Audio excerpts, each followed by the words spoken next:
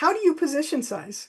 What for you is a reasonable position size where you don't feel like you didn't put on enough or you don't feel like you put on too much? So I find as a general rule of thumb, if your goal is to make 100% a year, okay, I believe that it turns out the risk per trade that makes the most sense is around 5%. Now that doesn't mean that means max risk per trade. That doesn't mean that, if you got $100,000, you put $5,000 into options, and if the trade starts working against you right away, you just hold on to it and hope for the best. That's not what that means. That just means, worst case scenario, that trade's going to lose, kind of 5K.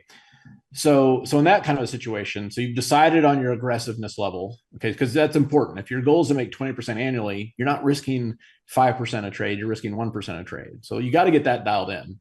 And then let's assume it's 5%. And then you start doing things like, okay, am I going to buy $5,000 worth of calls here? Or am I going to sell put credit spreads where my max loss is $5,000? So now all of a sudden you start getting into kind of a strategy, because the pros and the cons there are, look, if you buy calls on CRCL and it goes from 150 to 300, obviously that was the right choice. But most of the time, if you're buying calls, 70% of the time at least, it's going to stay within an expected range, and your calls are going to erode and stuff like that too. And so then you think like, okay, well, what kind of equity curve do I want? And if you want something that's fairly smooth without a lot of ups and downs and things like that, then you're like, okay, well then I'm going to sell credit spreads.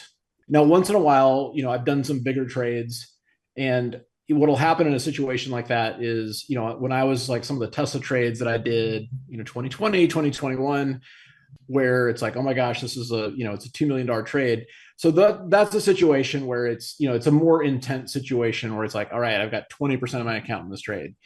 Now, I just don't recommend that for someone who's just starting out. That's something where it's kind of a combination of experience and willing to take the risk and things like that.